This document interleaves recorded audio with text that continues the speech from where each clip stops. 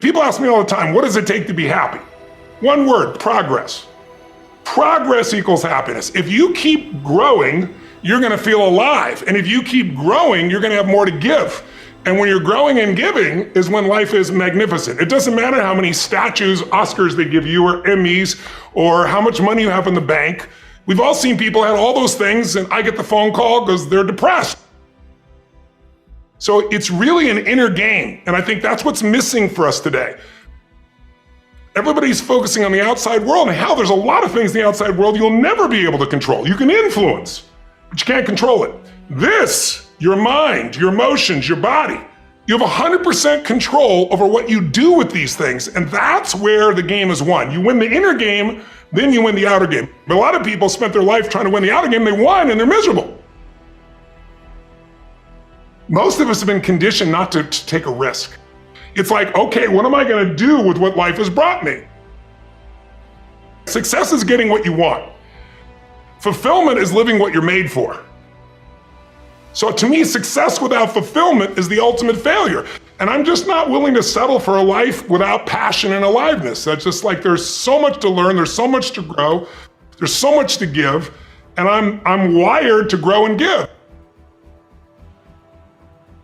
The mindset has to be destroy any limitation and move forward, move forward, move forward. There is a way, move forward.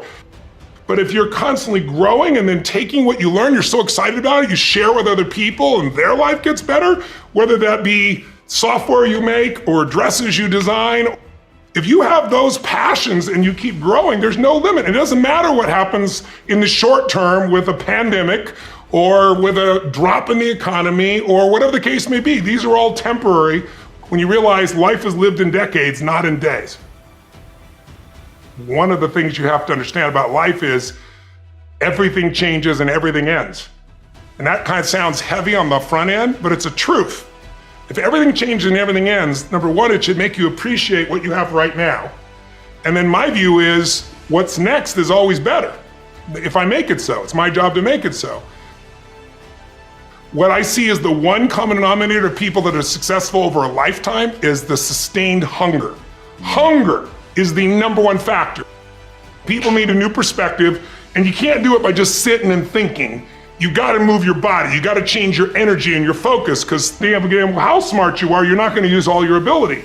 But if I get you into a higher state of being, mentally, emotionally, physically, then all of a sudden you start remembering who you are and you start coming up with answers that you never even thought were possible before.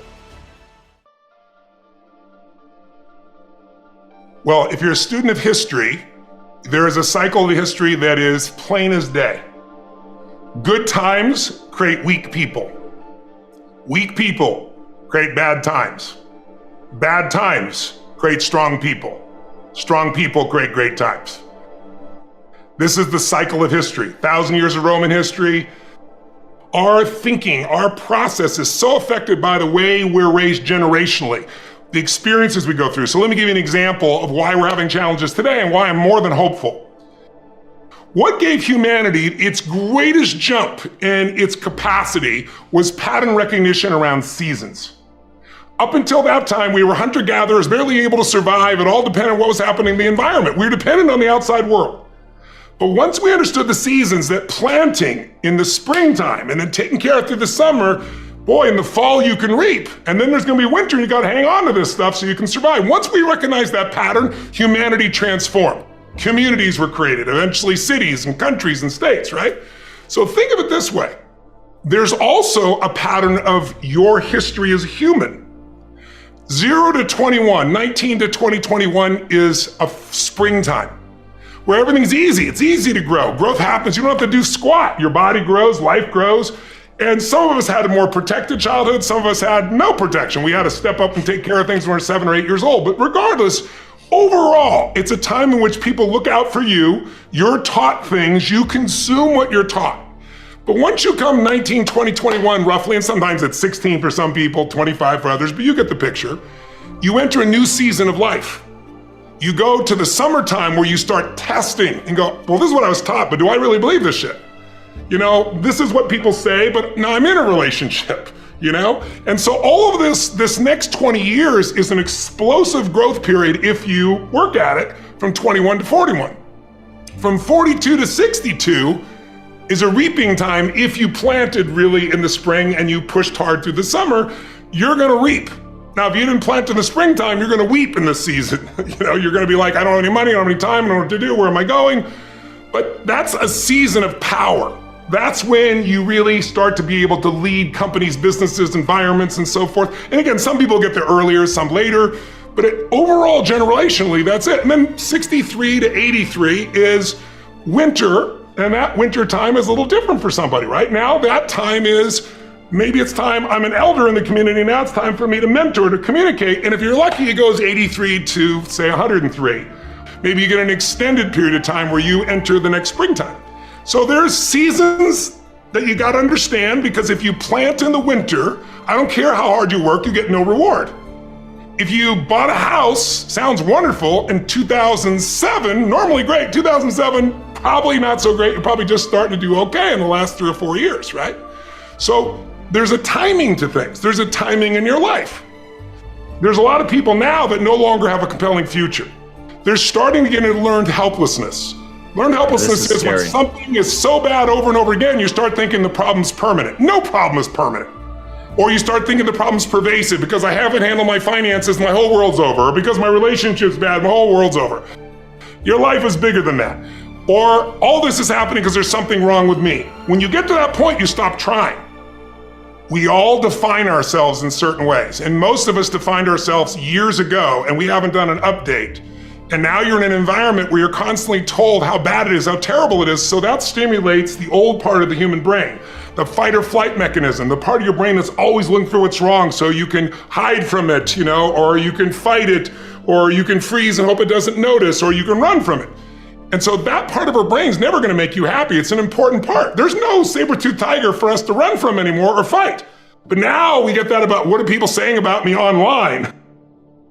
And I think we're in a place right now where a lot of people are in this learned helplessness and they don't realize, if as an identity, if identity is how you've identified yourself and you see yourself as a procrastinator, why? Because you procrastinated so many times and disappointed, you don't want to be disappointed. So now you're a procrastinator, you're no longer disappointed. You feel certain, you'll never have your goals, but you feel certain. That's what most people do in their life. But if you set, let's say, a thermostat in this room at 78 degrees and the temperature drops far enough, something's gonna happen. Because the computer's gonna go, hey, you're at 78 degrees, what are you doing here at 68? And the heaters kick on and suddenly you get this drive. Not another day, I'm changing this relationship, I'm losing this weight, I'm gonna finally do something. And then you push. Now some people push and they go beyond their comfort zone, beyond what they expect, not their goals. It's what they're used to, it's their comfort zone. And let's say that 68 degrees is what they're used to financially. It's not what they want, or their relationship, or spiritually, or physically. And they grow to 88, 98, 99 degrees. Suddenly the brain goes, hey, what are you doing here? You're not a 99 degreer. And then all of a sudden the heaters stop and you lose your drive. And if that's not about, the air conditioners kick on and you start to sabotage and you go, what happened to my life? So identity is the number one thing I work to change with people, to expand it, not to get rid of it, but expand your own sense of who you really are and what you're capable of. And people think they're gonna get identity by, like people say to me, I don't have any self-esteem because when I was growing up, my parents said these terrible things and those terrible things. And I said, isn't it convenient you only remembered those things? They said a million things, but suddenly you've honed in on those. But let's get real. Someone can tell you your whole life you're a piece of crap, but you can say, screw you, read between the lines and make your life work. Someone can tell you your whole life you're beautiful, you're intelligent, you're the smartest person in the world, and you don't believe it. Because self-esteem doesn't come from what people say about you. Self-esteem is earned within yourself. It's esteem for yourself, which only comes by doing things that are incredibly difficult, and then your brain goes, this is who I am. When someone does something they once thought was difficult or impossible, and they get the other side, the brain goes, if I can get myself to do this, what else can I get myself to do? It changes their identity. When your identity expands, your whole world expands.